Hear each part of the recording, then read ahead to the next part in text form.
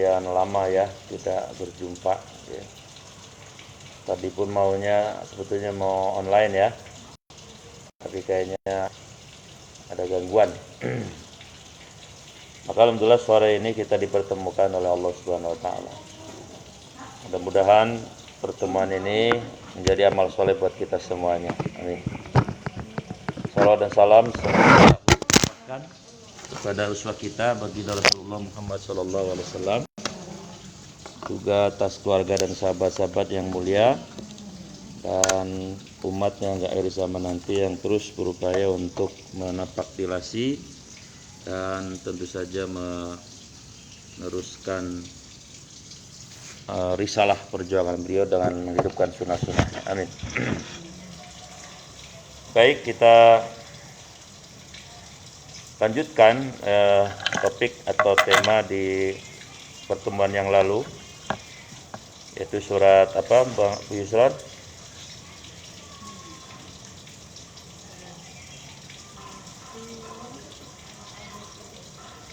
Aku mau tema umum dulu. Waktu itu masih itu, masih 87 ya? Iya, 87 ayat 14.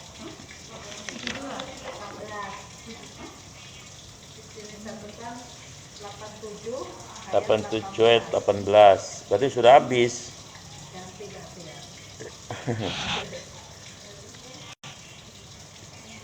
Ya, berarti enggak, masih ada satu lagi. Ya, itu ayat 19-nya ya. Baik, a'udzubillahi minasyaitonirrajim. Suhufi ya. Ibrahim wa Musa. Suhufi Ibrahim wa Musa. Yaitu kitab ya. Sahifah itu zamannya suhuf. Nabi Ibrahim dan Nabi Musa. Suratnya Al-A'la.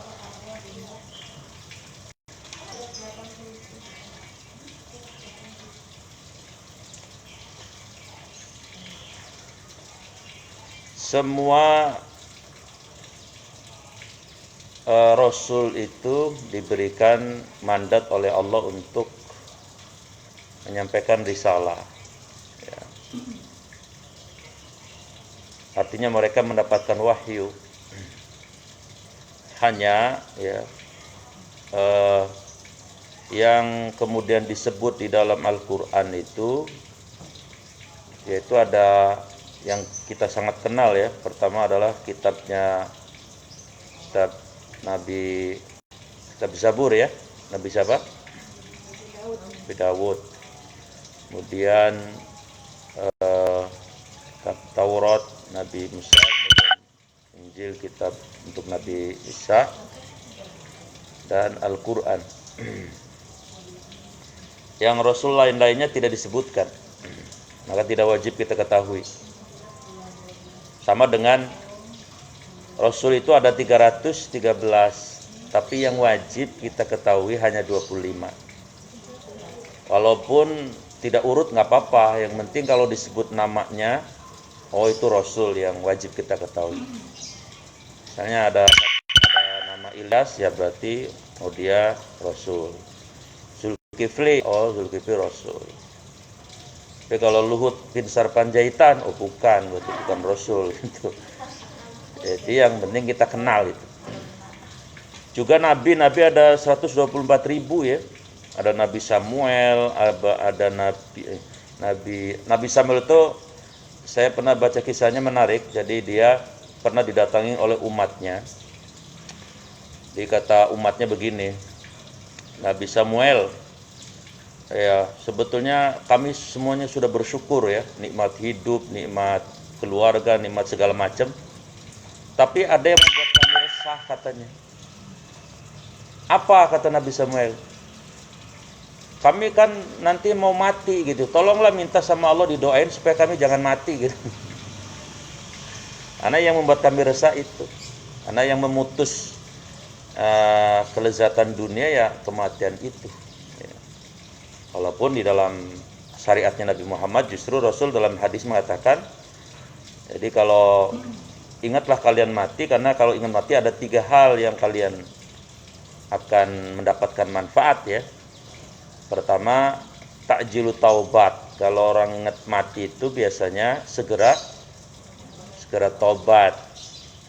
Yang kedua, al-qanaatu birizki. Kalau orang ingat mati biasanya qanaah, menerima. Lah ngapain orang nggak ada yang dibawa kalau saya mati gitu kira-kira gitu ya.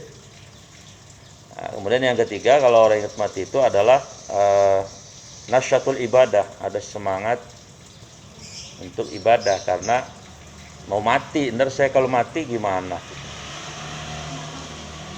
Nah, Nabi Samuel umatnya minta didoain supaya jangan mati ya, karena mereka takut ya. Lalu kata Nabi Samuel begini, benar kalian, nanti nggak nyesel nih kalau saya minta sama lo kalian jangan mati. Enggak, orang nggak mati kan enak, kalau dagang terus gitu ya. Kalau kaya terus ya. Baik, Nabi Samuel minta sama Allah, ya Allah umatku diundurkan lah, jangan meninggal. Ya namanya Nabi, doanya makbul. Akhirnya apa yang terjadi? Jadi yang umurnya 100 tahun gak mati-mati. Jadi gak ada yang mati tuh. Akhirnya malah terjadi anomali ya, kehidupan jadi jadi kacau balau gitu. Ya, karena gak pada mati gitu. Hanya mereka pada berebut rezeki, berebut segala macam. Nah, terjadilah macam kekacauan. Lalu mereka datang lagi ke Nabi Samuel. Ya Nabi Samuel, enggak lah kalau gitu kami yang wajar-wajar aja. Maksudnya doain lagi lah supaya ya yang mati-mati, yang hidup-hidup. Karena tadi begitu nggak mati, yang lahir terus ada, yang mati nggak ada. Jadi tambah orang tambah banyak, pada berebut, pada berantem. Jadi gitu. Itu Nabi Samuel. Ada lagi Nabi Daniel. Ibu pernah dengar mungkin Nabi Daniel, namanya Daniel. Kalau Nabi Daniel itu ada riwayatnya menyebutkan beliau itu pernah ditangkap oleh raja ya, raja zalim. Terus dia diputuskan untuk dihukum. Jadi kalau ada juru dakwah dihukum dari zaman dulu udah ada. Nabi Daniel nabi tapi dihukum oleh raja zalim. Hukumannya nggak main-main. Beliau dimasukkan ke kandang singa, bayangin. Waktu itu. Nah, karena beliau seorang nabi, semua rakyat ngeliatin. Begitu mereka, si raja terutama dalam hati dia mengatakan, wah bentar lagi bakal remuk nih si Daniel nih, kira-kira gitu kan. Ya mohon maaf kalau kayak sekarang misalnya kayak Pak ini kali, Pak Rizik ya, Pak Habib Rizik ya. Mungkin yang penguasa pengennya dia matilah kalau bisa. Apa yang terjadi? Begitu dimasukin ke kandang singa, dengan izin Allah, nama mujizatnya Nabi ya, singanya malah diajak ngobrol. Kira-kira ngobrolnya begini gampangnya. Ayu hasad katanya, wahai singa ya. Kan di surat Al-Jum'at ya Bu, yusabbihu lillahi ma fis samawati ma fil ardi. Semua yang di langit, semua yang di bumi itu tunduk sama Allah, bertasbih. Ya. Termasuk saya tadi malam diajak ngobrol sama ketua DKM saya masih sejahtera. Ustadz, bagaimana sih kalau masjid ditutup, kata dia. Saya jawab begini, apakah benar kalau di masjid orang bisa kena? Saya jawab begini, ketika orang mau masuk ke masjid nih ya, kan kaki kanan melangkah, lalu kita berdoa kan, Allahumma ftah li abwaba rahmatika. Artinya Allahumma ya Allah, iftah, bukakanlah li untukku. Tapi kalau saya biasanya lana, karena saya ingin untuk keluarga saya juga, istri anak ya. Abwaba, pintu-pintu rahmatika, kasih sayangmu. Orang masuk masjid kan, terus di masjid ngapain? Takbir kan, terus apa? Sujud. Nah saya bilang di masjid bisa jadi ada bakteri, ada virus, ada macam-macam. Tapi tadi di sholat Jumat, bakteri atau virus apapun kalau mau masuk ke orang itu izin dulu sama Allah. Sebagai ujian. Nah, logikanya kalau si virus itu di masjid, ya ada orang lagi sujud, dia mau masuk izin dulu sama Allah, kira-kira Allah izinin nggak? Nggak mungkin. Kata Allah, enak aja kamu orang dia minta ke saya kasih sayang, masa saya izinin kamu masuk dia, berarti saya nggak sayang dong sama dia, kira-kira gitu. Maka saya bilang, walaupun ada 1-2 orang, masjidnya jangan ditutup. Kalau kata saya jawabnya, walaupun ya nggak ada sholat jamaah ya, tapi jangan ditutup. Karena hakikatnya yang punya Allah. Nah sama dengan tadi, si singanya diajak ngomong sama Nabi Daniel. Singa, kamu makhluk Allah. Ya. Saya juga makhluk Allah. Jangan lupa ya, Nabi Sulaiman juga bisa ngomong ya, Mas Semut ya. Dengar kan? Nabi Daniel juga bisa. Akhirnya kata singa, iya, antum akhina katanya, kamu saudara saya. Si raja udah nungguin kapan diterkam ini, malah pada udah diem baik. Jadi singanya malah diem, Nabi Danielnya diem, padahal ngobrol. Nah, yang terjadi apa? Singanya malah jadi temennya. Ya orang raja kaget jejing gerakan, dia kaget si rajanya, lah kok begini? Heran semuanya gitu. Ya Nabi namanya. Nah, jadi Nabi ada Nabi Khidir. Pernah dengar Nabi Khidir kan? Yang jadi gurunya Nabi Musa. Jadi Nabi 124.000, Rasul 315 atau 313 riwayat yang lain. Nah cuman yang diberi kitab itu tadi yang disebutkan di Quran itu tadi 4, Zabur, Taurat, Injil dan Al-Quran. Nah pertanyaannya, ini membahas tentang as-suhuf ya. Dari Nabi Adam juga dapat. Dari Nabi Adam sampai Nabi Muhammad itu semua wahyu ya, semua katakanlah kitab suci Rasul sama isinya. Isinya pasti mengandung 4 minimal. Satu, di dalamnya pasti mengandung la ilaha illallah. Sama. Cuman nanti syahadat Rasul yang beda. Kalau Nabi Adam berarti la ilaha illallah. Di kitabnya Nabi Adam ada itu pasti. La ilallah wa Adam Rasulullah. Demikian juga Nabi Idris sama ya. Nabi Idris.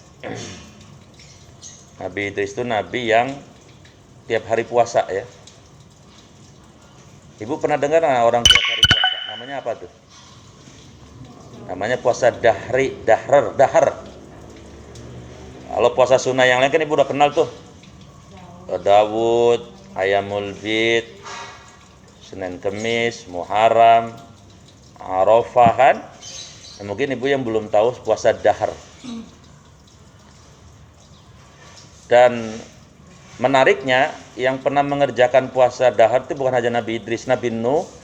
Dari kalangan sahabat ada 2, yaitu Ibunda Aisyah. Ibunda Aisyah itu bu puasa tiap hari ya. Karena beliau ditinggalkan Rasul, dia tidak nikah lagi beliau. Beliau ditinggalkan oleh Rasul itu umur 18 tahun. Jadi beliau sampai 40 tahun dia puasa tiap hari. Ketika ada yang nanya, Bunda kenapa kau puasa tiap hari? Ya saya nggak punya siapa-siapa. Saya sendirian. Kemudian yang kedua adalah sahabat Abdullah bin Umar. Anaknya Umar bin Khattab. Itu puasa tiap hari. Adapun secara fikih ya, puasa tiap hari. Hukum dalam fikih itu ada berapa? 5 kan? Ahkamul khamsah ya. Wajib, sunnah, mubah, haram. Nah, madhab Syafi'i dan Maliki itu menghukumi mubah puasa tiap hari. Mubah artinya apa? Boleh. Kalau diniatin ibadah, jadi ibadah. Dengan catatan, kalau dia laki-laki jangan lemes. Karena ada hak buat istrinya. Yang kedua, kalau perempuan harus sudah seizin suami. Boleh. Nah ini pengayaan ya. Jadi mungkin ibu kalau nanti misalnya mendengar ada puasa dahar, oh maksudnya puasa tiap hari. Tapi lima hari itu haram, dia tidak boleh kerja, tetap haram. 5 hari itu haram, diharamkan puasa ya. Idain itu Idul Fitri itu haram. Sama tasyrik 3 haram. Yang lain itu mubah. Kalau yang sunnah kan tadi udah tahu, Daud, Senin Kemis dan sebagainya. Bagaimana kalau ada orang Islam berniat untuk misalnya sakit emahnya nggak sembuh-sembuh lah, mendingan puasa aja misalnya. Jangan niatnya karena pengen nyembuhin emah, jangan. Kalau mau puasa dahar ya, tapi niatnya karena Allah saja. Nanti bonusnya itu mahnya gitu. Bagaimana kalau saya udah diet, udah segala macam cara ya, sampai lari ke genteng-genteng, kagak kurus-kurus juga. Padahal suami pengen langsing. Ya kan, suami pengen istrinya langsing gitu. Nah, silakan puasa dahar, tapi niatnya ibadah tetap. Nah, mudah-mudahan nanti bonusnya langsing. Tapi kalau kayak yang udah pernah langsing mah nggak usah. Nah, jadi kembali kepada tadi di ayat ini bahwa semua kitab suci termasuk suhuf ya. Suhuf itu dikatakan sahifah. Itu isinya sama. Pertama adalah tauhid la ilaha illallah. Kemudian yang kedua syahadatnya sesuai dengan Rasulnya. Yang kedua, semua kitab suci itu isinya sama, yaitu apa? Amarul ibadah, perintah ibadah. Misalnya ya ayyuhalladzina amanu kutiba alaikumusiyam, itu juga ada di Nabi Adam. Cuman bilangannya yang berbeda. Ya. Kayak Nabi Musa 40 hari ya. Jadi puasanya sama. Aqimus shalah di kitabnya Nabi Adam ada aqimus shalah. Di kita juga Nabi Muhammad ada. Cuman tata cara sholatnya beda. Itu. Kemudian yang ketiga, semua kitab suci isinya sama. Apa itu? Yang ketiga adalah amar ma'ruf nahi mungkar. Jadi perintah menyuruh yang baik dan mencegah yang. Semua kitab suci sama dari Nabi Adam sampai Nabi Muhammad. Kalau di kitab Quran ada di mana itu ayatnya? Ayo yang bisa pulang duluan boleh. Tentang amar ma'ruf nahi mungkar ya, kalau di Quran di mana? Di surat Al-Imran ayat 110, coba buka. Sama Al-Imran 103. Ini ada 2 meter nggak teh sama kita, sama saya? 1 meter ada kan? Minimal 1 meter. Saya buka. 110. Saya udah vaksin 2 kali.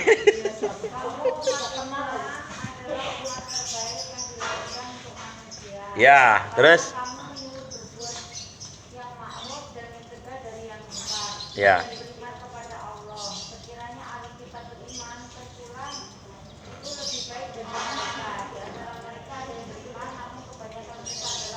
Lihat kalimatnya.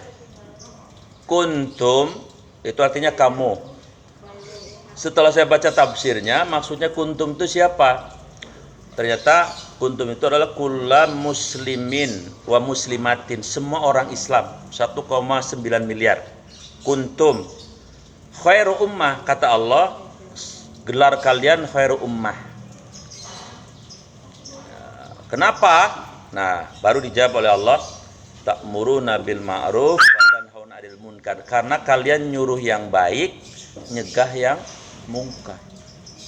Berarti kesimpulannya apa? Yang namanya mencegah yang mungkar dan menyuruh yang baik itu tugas siapa? Tugas setiap orang Islam. Jadi dakwah itu tugas setiap orang Islam. Semua punya kewajiban. Hanya ya kapasitas dan skupnya itu saja yang membedakan. Kalau bisanya buat sendiri, ya buat sendiri. Kalau bisanya buat sendiri sama keluarga, kerjakan buat keluarga dakwah. Kalau bisa buat sendiri, ya keluarga, lingkungan, kerjakan. Kalau buat semua, wah lebih bagus lagi. Tapi prinsipnya sama, ajak yang baik, cegah. Coba kalau ini dipahami oleh semua orang Islam, Luar biasa. Jadi bukan tugasnya ustadz saja sebetulnya. Ya, maka disebut dengan khairu ummah. Ya. Kenapa di zaman Nabi disebut generasi emas? Karena semua, baik yang sahabiahnya, yang perempuan, yang sahabat, yang laki, anak, semuanya itu berdakwah. Maksudnya meminimalisir keburukan, kemungkaran.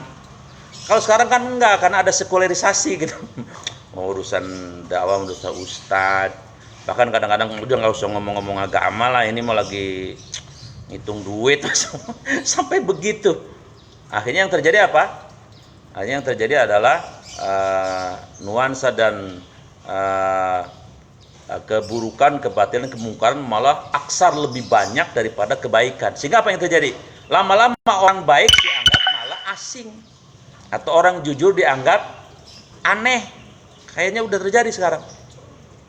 Orang yang baik dianggap aneh atau dianggap asing, ya kan? Sekarang sudah terjadi. Nah, jadi semua kitab suci isinya sama. Pertama adalah tauhid, ya. Yang kedua perintah ibadah. Yang ketiga adalah tadi apa? Amar ma'ruf nahi mungkar. Dan yang keempat isi dari kitab suci adalah al-ahkam, hukum-hukum. Hukum menikah, hukum jual beli, ada di zaman Nabi Adam juga ada semua. Hukum semuanya ada. Tapi yang paling komprehensif dari semua kitab suci itu hanya Al-Quran. Karena Al-Quran itu merangkum semuanya. Tapi semua kitab ada. Makanya mohon maaf, kalau Injil yang aslinya ada, bahkan sunat pun ada. Tapi karena Injil kan udah dirubah, ya akhirnya sepertinya hanya urusin ibadah saja. Padahal enggak, isinya Taurat itu juga isinya seperti Al-Quran.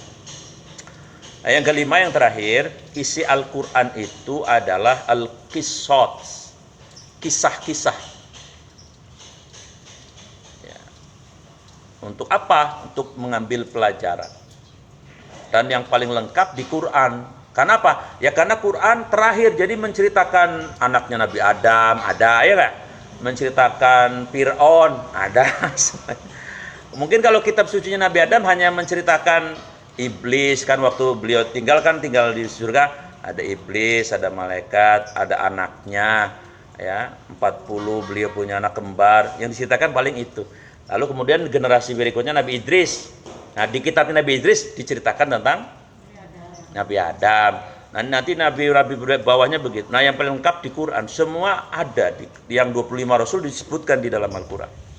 Walaupun berbeda-beda ya ininya durasinya. Jadi gitu. Ya, jadi semua kitab. Nah, satu lagi kalau mau ditambah, semua kitab suci isinya adalah bahwa kitab suci adalah kurikulum hidup. Atau hudan, petunjuk, atau kurikulum hidup. Di dalam kitab suci Nabi Adam ada, Nabi Musa ada semua itu. Nah kalau di kita di mana? Yang menunjukkan bahwa ini Quran ini sebagai petunjuk, sebagai kurikulum hidup di mana misalnya? Yang paling gampang ya surat awal Al-Baqarah kan, hudal lil. Atau kalau mau yang kurikulum itu di surat Aj-Jasiyah 20. Buka surat Aj-Jasiyah ayat 20.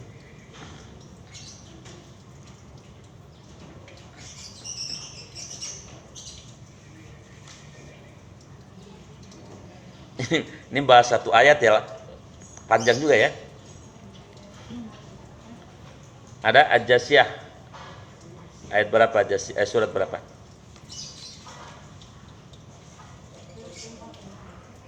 Iya, ayat 20. Ini menegaskan bahwa Quran ini kurikulum.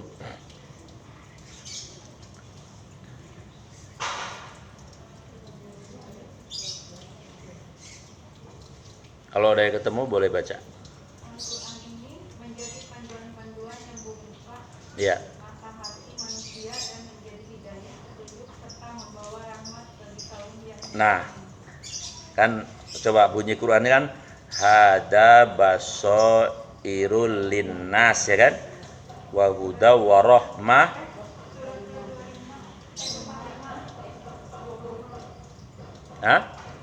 Surat berapa? Ayat 20 kan? Coba kita lihat satu persatu kalimatnya.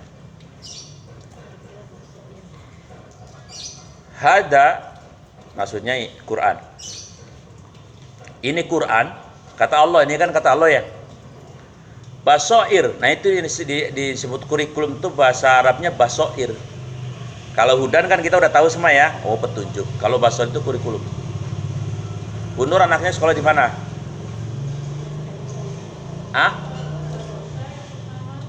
Iya di mana? UGM ada kurikulumnya nggak? Nggak, kuliah di UGM ada kurikulumnya nggak? Ada. Ya saya mau nanya itu maksudnya. Ya SMP mana tadi? 13. Anak Bang Yusran yang kecil. SMA 15, SMP 15. Di mana? Di mana? Ada kurikulumnya nggak tuh? Ada. Yang mengarahkan siswa-siswi agar tidak keluar dari apa yang ada di kurikulum. Nah di ayat ini juga sama. Hada ini Quran kata Allah. Basoir sebagai kurikulum. Tapi yang menarik di situ disebutkan apa? Lil muslimin apa linas? Nah menarik. Kok Quran malah linnas? Kalau linnas berarti untuk siapa? Siapa yang tahu alasannya? Kalau tahu boleh pulang dulu. Kenapa nggak lil muslimin atau lil mukminin coba? Iya berarti udah tahu pulang udah selesai. Jadi benar. Jadi ini Quran, tapi belum terlalu tepat 100% jawabannya.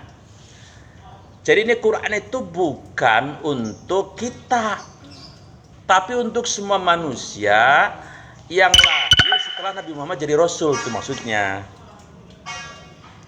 Kan 600 setelah Nabi Isa hidup, Nabi Isa meninggal.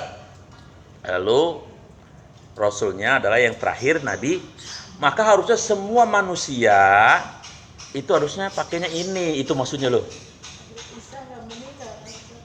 Iya Isa nggak meninggal. Baru Pak Allah diangkat. Enggak, maksudnya setelah periode Nabi Isa selesai, ya sudah nggak usah pakai Injil lagi, nggak boleh. Dan sekarang eranya, periodenya Al-Quran. Nah kok tapi faktanya kan hari ini malah yang muslim cuma 1,9 miliar, padahal penduduk sekarang 7,8 ya, 7 miliaran. Berarti lebih banyak yang, itu karena mereka memilih sendiri. Di samping mohon maaf tadi dirubah-rubah kitab aslinya yang dulu, akhirnya kasihan generasi sekarangnya. Ya mohon maaf, orang teman-teman kita yang Kristen tuh kasihan sebetulnya. Karena dirubah kitab sucinya yang asli, ya.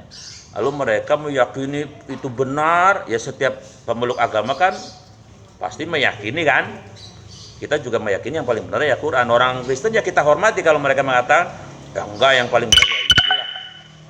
Kecuali yang di YouTube ramai itu si kece itu, Balaka Ciprut ya. Tanya pernah di pesantren, tetek Balaka Ciprut, saya bilang ini mau orang apa? Ibu jangan terkecoh ya, itu bagian dari strategi intelijen untuk menutupi. Karena kalau orang waras mustahil dia berani. Itu logikanya. Orang waras mustahil bermusuhan dengan umat Islam. Berarti ada yang mengendorse. Kecuali gila. Kalau orang gila nggak mungkin ceramahnya lurus tuh. Orang gila loh gitu. Kita harus paham ke situ ya. Dengan zaman fitnah sekarang banyak tipu daya lah.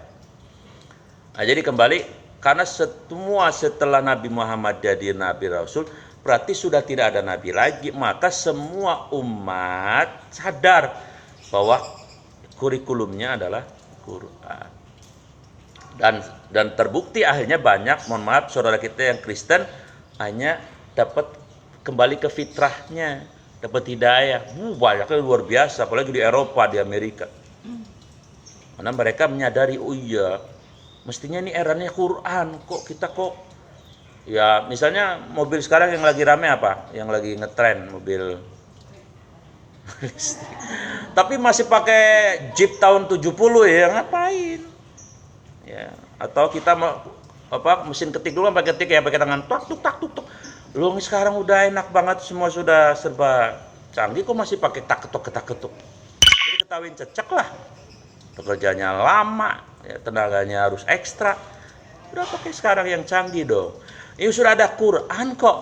Masih malah yang dulu-dulu. Ya kalau yang dulunya asli nggak apa-apa, malah udah dirubah lagi. Maka menurut saya orang-orang Yahudi kasihan yang sekarang generasi sekarang sama orang Nasrani. Kalau agama yang lain kan memang agama zaman sekarang. Kayak Hindu itu kan agama zaman sekarang gitu kan. Artinya tidak dulu diutus seorang rasul seperti Nabi Isa gitu. Nah, jadi itu rahasianya. Kenapa di ayat itu disebutkan kok linnas? Yang kedua alasannya, kenapa kok linnas Allah menyebut? Karena Al-Quran ini universal. Maksudnya apa universal? Semua yang mengambil values, nilai-nilai Al-Quran, ya dia akan dapat manfaat. Siapapun. Dan terbukti kan. Saya pernah ngomong kan, kita tiap hari hampir baca surat Wal Asri demi masa. Itu apa bicara apa sih hakikatnya? Hei orang Islam, perhatikan waktu. Karena al-waktu kasaif, waktu itu seperti pedang. Waktu itu modal hidup. Kehilangan waktu sama aja kehilangan amal soleh. Manajemen waktu intinya. Tapi yang mengamalkan waktu di dunia yang terkenal apakah kita? Belum tentu. Bisa jadi orang Jepang, iya nggak? Coba ibu berjanjian sama orang Jepang jam 10 pagi, jam 10 dia datang. Coba ibu berjanjian sama orang Jelupang jam 10. Insya Allah setengah 12 pas giliran makan nyampe. Kalau begitu ditanya, kenapa lu terlambat? Untung gua datang, untung mulu. Iya kan? Jadi orang Jepang ngambil ini kan, akhirnya dia di tempat kerja pun dia disiplin sehingga kemudian negaranya maju gitu maksudnya. Karena ngambil nilai ini.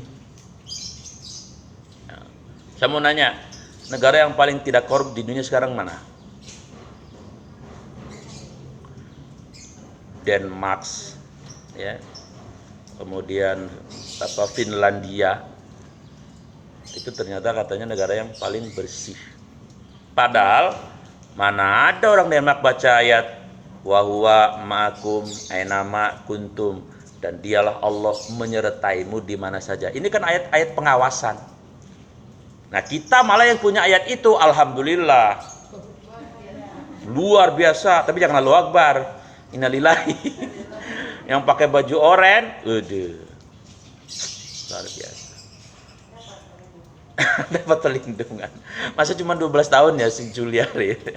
Kata ketua KPK-nya dulu, pokoknya yang korupsi bansos hukum mati. 12.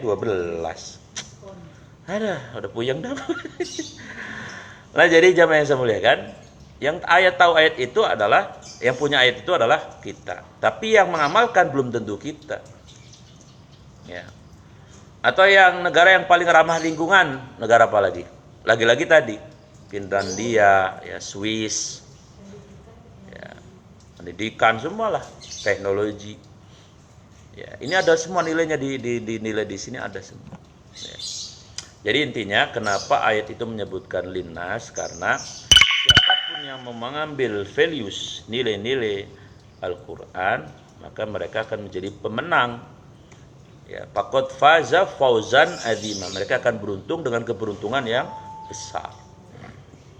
Ya, karena apa? Karena sejarahnya adalah kenapa Nabi Muhammad dulu cuma 23 tahun menguasai peradaban dunia, Nabi cuma pakai ini doang.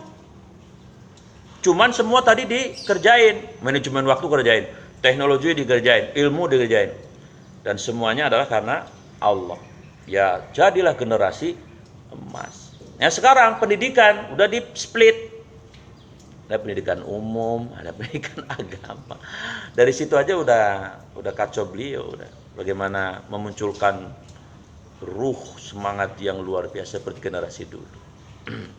Baik, jadi intinya suhufi Ibrahim wa Musa, ini maknanya adalah di ayat ini yang mewakili semua rasul adalah Nabi Ibrahim, dan Nabi Musa. Dan 25 rasul yang lain juga dapat wahyu, ya, dapat wahyu semua.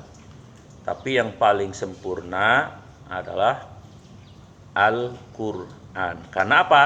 Ya karena tadi merangkum semua kitab-kitab suci yang dari generasi Nabi Adam sampai Nabi Isa ada di dalam Al-Quran. Seperti yang paling sederhananya contohnya haji.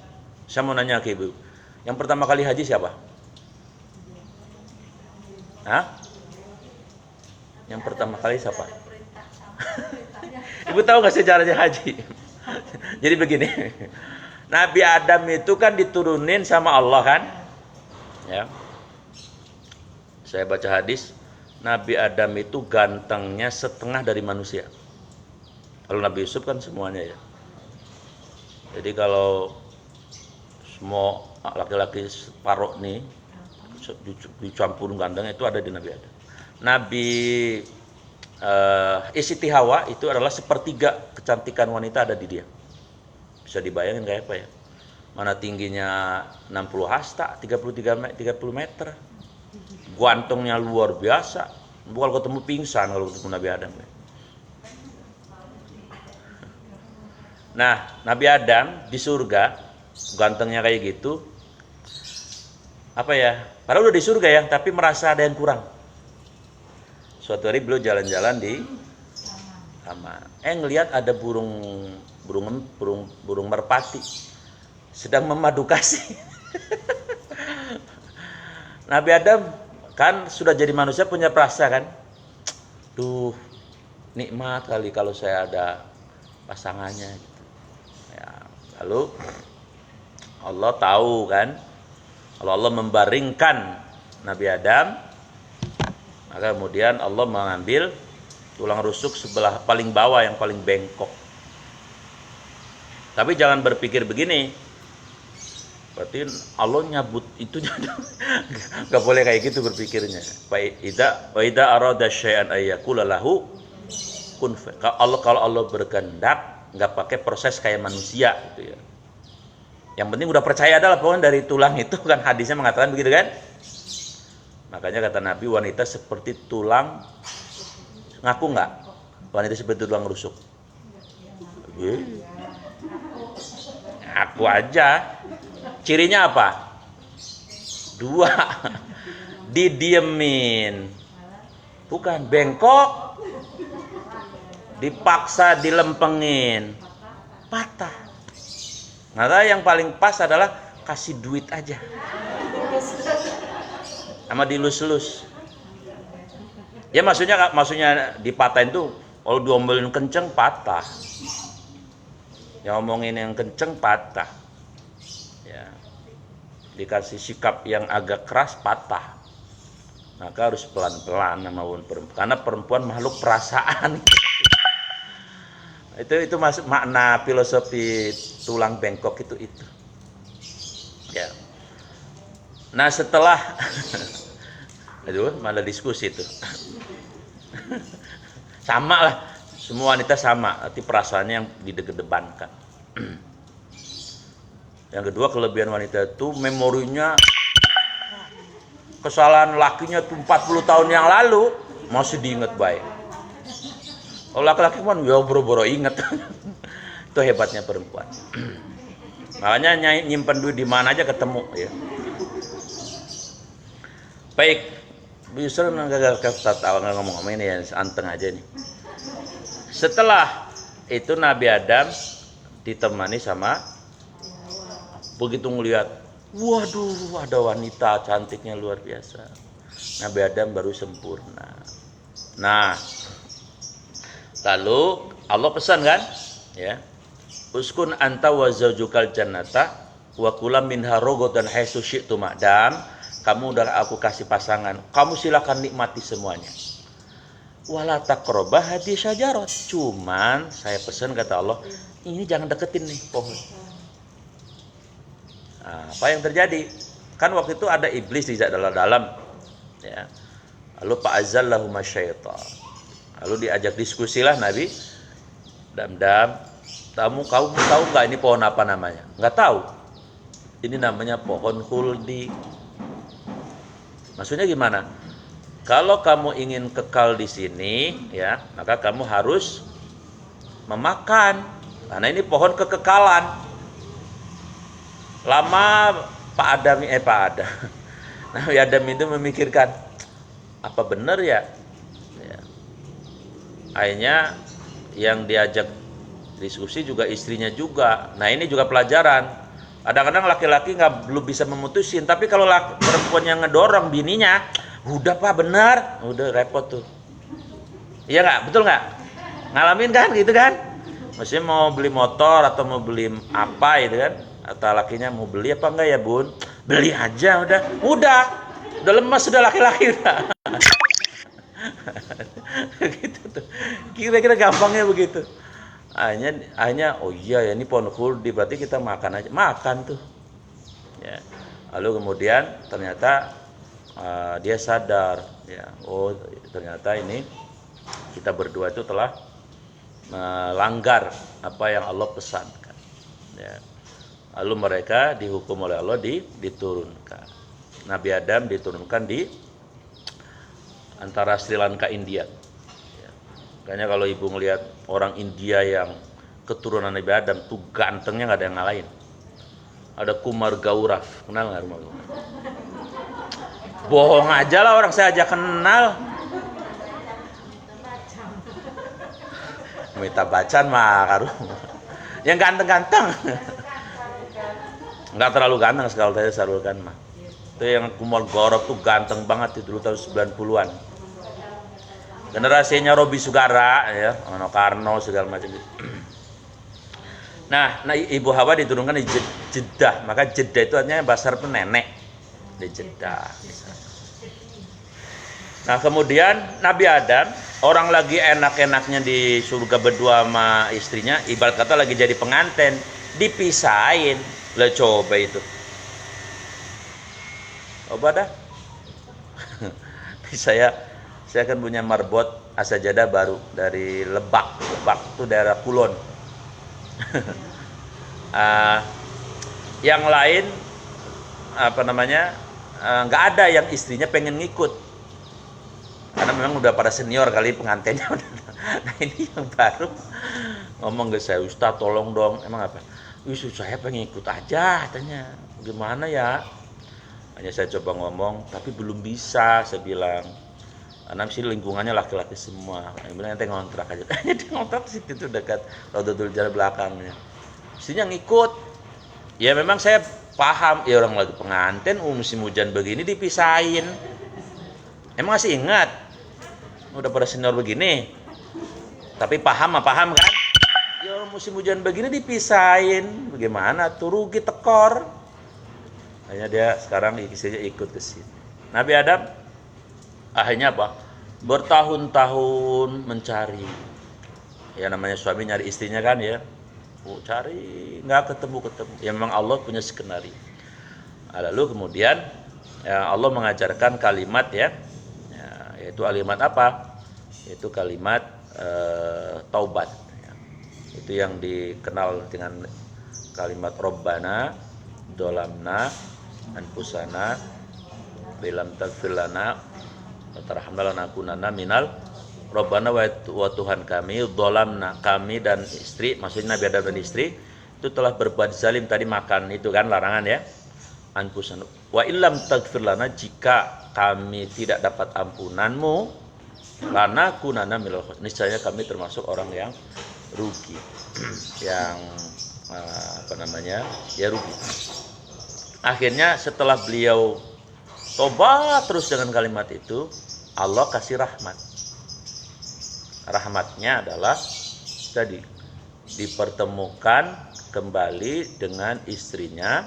Ya, Nabi Adam disuruh Allah untuk jalan ke arah Mekah ya. Siti Hawa juga suruh menjemput. Maka ketemulah di Arafah ya. Di Arafah. Maka di sana ada Jabal Rahmah. Makanya kalau di Arafah bacalah tadi ya zikirnya Nabi Adam. Siapa yang baca itu insya Allah diampuni dosa-dosa kita. Nah, Setelah ketemu, namanya orang baru ketemu ya, waduh luar biasa, rindunya luar biasa. Mereka jalan-jalan santai, tapi kemalaman lah kan, nginep di Musdalifah. Ya, nginep di Musdalifah. Nah setelah di Musdalifah udah nginep, udah namanya suami istri ya. Kemudian Nabi Adam ingat lagi kesalahannya waktu di surga itu. Akhirnya dia gelisah mongsang mangsin, gelampang gelempeng. Lalu didatangi oleh malaikat Jibril. Apa kata malaikat Jibril? Dam, iya. Lah ngapa kalau orang sini mah? Bini ada, makan ada. Lalu udah diketemuin. Kurang apa lagi? Kata Nabi Adam, Bril katanya. Aduh bagaimana ya? Ya emang saya udah ketemu bini saya yang saya rinduin luar biasa. Tapi sekarang saya nggak butuh itu semua. Emang butuh apa? Saya butuh Allah katanya. Maksudnya ya karena saya merasa bersalah gitu. Saya pengen Allah, pengen butuh Allah lah intinya. Ini pelajaran ya. Nanti kita akan ngalami, kita tidak butuh apa-apa. Karena kita udah kita makan semua. Ibu udah makan semua kan makanan? Dari gengsot sampai duren udah semua kan? Mobil juga udah naik tiap hari. Maksud kenikmatan dunia udah kita rasain. Pada titik itu manusia biasanya saya hanya butuh Allah. Gitu tuh. Ya, makanya orang-orang jet set itu kadang-kadang kalau kebetulan dapat hidayah, lempeng jalannya bagus, dia akan menolong agama tuh. Nanti dia akan infak, bangun Islamic Center. Tapi kalau salah jalan ya narkoba atau teknik. Nah akhirnya yang terjadi apa? Kata Jibril, ya udah Anda saya mau lapor dulu sama Allah ya. Ya udah kamu tungguin dulu. Siap. Allah lapor ya Allah. Ada apa Bril? Itu Adam kesian katanya. Mongsang-mongsing aja. Kenapa? Pengen butuh engkau ya Allah katanya. Kan udah saya ketemuin bininya. Kata dia saya butuh Allah aja katanya. Bagaimana caranya supaya bertemu dengan engkau ya Allah? Nah kalau bilang Bril kasih tahu Adam suruh tawaf. Turun dari Jibril kan. Dam ya diperintahkan ente suruh tawaf kalau butuh Allah. Kata Nabi Adam, tawaf tuh bagaimana? Terus di mana? Ya.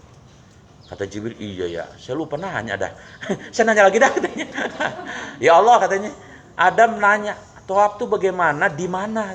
Oh, kata Allah, kalau gitu Bril, ente cari surga.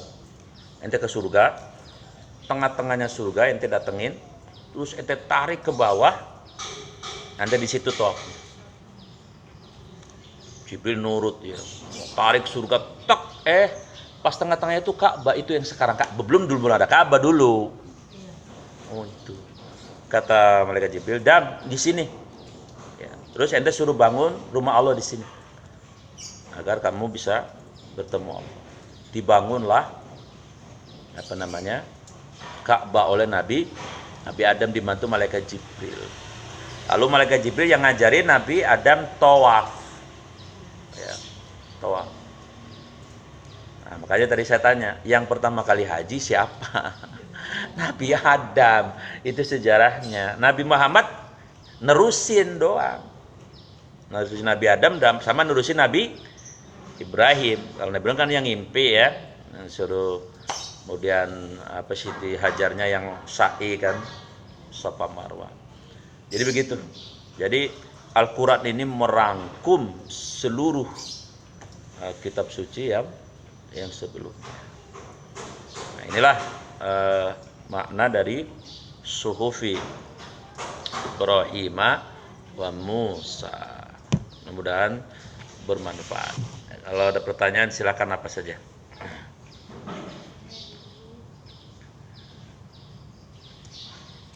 Ada? Botol kopi menanya apa?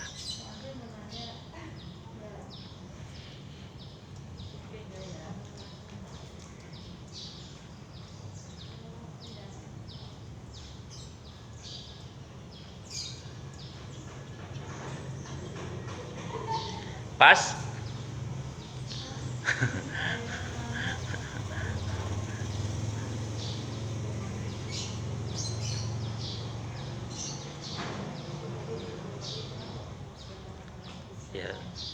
suhufi Ibrahim.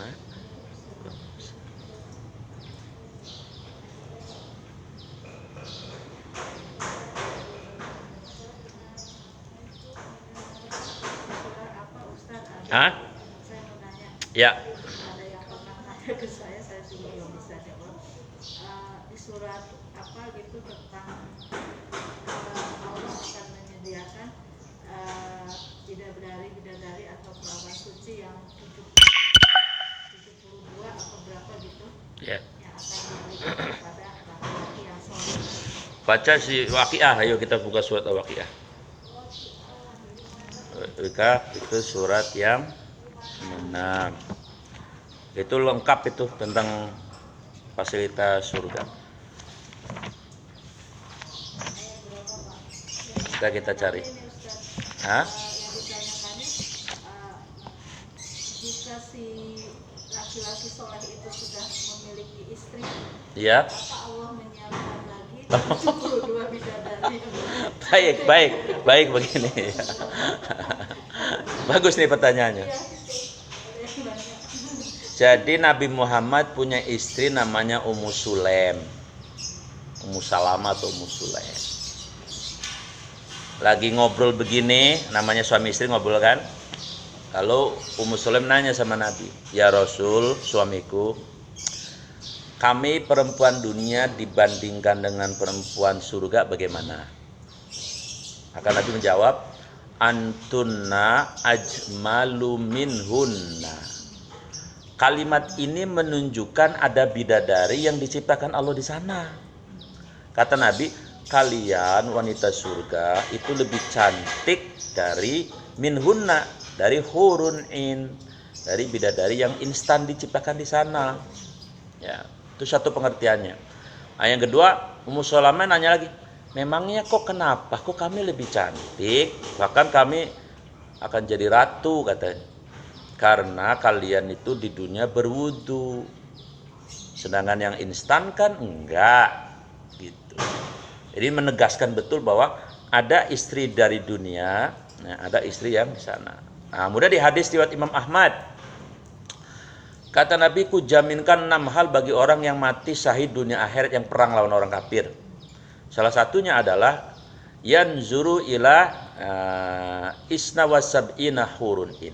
Ditunggu 72 bidadari. Itu bukan bidadari istri. Memang di sana Allah ciptakan. Cuman kalau istri yang di dunia itu bakal jadi ratu kecantikannya di sana. Jadi pemimpinnya para bidadari. Tapi di sana kan nggak ada cemburu. Surga itu steril dari sifat cemburu. Makanya yang sekarang nih ibu kan nggak jadi ratu kan sekarang? Nggak apa-apa. Jadi ratu kayak kan nanti bajunya ibu emas, permata emas, pokoknya nggak bisa dibayangin. Makanya sampai kata Nabi, kalau ada wanita surga diizinkan Allah turun di bumi, semua laki-laki pingsan, saking tadi kecantikan bajunya, kecantikan fisiknya luar biasa. Jadi memang Allah menciptakan hurun in itu untuk tadi, karena satu laki-laki ya itu sesuai dengan amalnya masing-masing. Kalau tadi yang berperang 72, tapi minimal 4 yang kelas secerek. Tapi di sana nggak ada cemburu. Berarti kalau tambah istrinya ya 5. Satu saja itu perbandingannya lebih dari 1.000.000 Miss Universe. Bagaimana 72? Makanya ketika turun surat Al-Baqarah 153, ini jadi mau ngaji lagi nih. Al-Baqarah 153. Wahai orang-orang yang beriman, Ya. mohonlah pertolongan kepada Allah dengan sabar dan sholat. Sungguh Allah 154, maaf. dan janganlah kamu mengatakan orang-orang yang terbunuh di jalan Allah mereka telah mati, sedangkan mereka hidup tetapi kamu tidak menyadari. Jadi ini asbabun nuzulnya, waktu perang Uhud itu ke-70 sahabat meninggal. Di antara yang meninggal siapa? Hamzah. Ya, Hamzah bin Abdul Muthalib itu paman Rasul yang dijuluki singa Allah ya. Musa bin Umair. Abdullah bin Jahsi. Nah, jadi ternyata ketika perang Uhud selesai kan sahabat yang masih hidup kan pada ngobrol di masjid. Mereka pada ngomong begini, kira-kira Mus'ab lagi ngapain ya? Kan biasa sehari-hari gitu kan. Kan udah meninggal. Ternyata di sana juga sama. Ruhnya orang yang mati syahid itu ngobrolin yang di dunia. Kata Allah, kalian lagi ngapa? Kami sedang mendapatkan kenikmatan yang tiada tara ya Allah. Terus kalian kalau mau minta apa lagi ya, saya mau kasih apa? Saya mau kasih apa kalau kalian mau minta apa lagi? Ternyata mereka bilang, ya Allah kami hanya minta tolong kasih tahu yang ada di dunia saudara-saudara kami ayat tadi untuk mereka bersemangat berperang agar mereka bisa merasakan nikmat yang kami rasakan yang tiada tara gitu. Karena mati saya itu pengennya kan 1000 kali perang mati. Itu mereka sudah rasakan. Ya, itu belum bidadari. Ya, itu belum bidadari. Nah, bagaimana ibu mestinya kritis, bagaimana dengan perempuan gitu dong, harusnya dong. Gak usah khawatir. Ummu Salamah nanya lagi kepada Nabi, kalau laki-laki ini bagaimana ya Rasul? Maka Rasul mengatakan, laki-laki surga, suami-suami ibu nanti, itu 100 kali lebih kuat dari laki-laki di dunia. Gak usah saya jelaskan. Ya, gak usah saya jelaskan. Jadi tingginya 30 meter, kekuatannya 100 kali lebih kuat dari laki-laki dunia. Nggak usah ke toko jamu ya, di sana nggak laku. Gantengnya kayak Nabi Yusuf, akhlaknya kayak Nabi Muhammad. Bisa bayangin dong laki-laki kayak gitu? Makanya nggak bisa dibayangin. Nah, karena kebutuhan psikologi wanita itu tadi ya, perhiasan, maka dijadikan ratu. Lalu tadi diberi jodoh yang 100 lebih kuat, maka sudah sempurna kebutuhan wanita dunia pun. Begitu teh, ya. Jadi nggak usah khawatir ya, nih gender. Kalau laki-laki begitu, perempuan mungkin nggak usah khawatir, sama gitu. Allah Maha Adil. Dan memang ya kan selalu diceritakan laki-lakinya terus ya, nah, karena yang jihad kan laki-laki. Padahal perempuan juga sama fasilitas. Begitu deh, ya. Ini nanti ada bidadari di sana, tapi nggak ada cemburu. Coba kalau di sini 4, cemburu nggak? Guna-guna istri muda ya. Emang apaan? Saya kira begitu. Demikian kita tutup dengan kafaratul majlis. Subhanaka Allahumma bihamdik, asyhadu an la ilaha illa anta, astaghfiruka wa atubu ilaik. Assalamualaikum warahmatullahi wabarakatuh.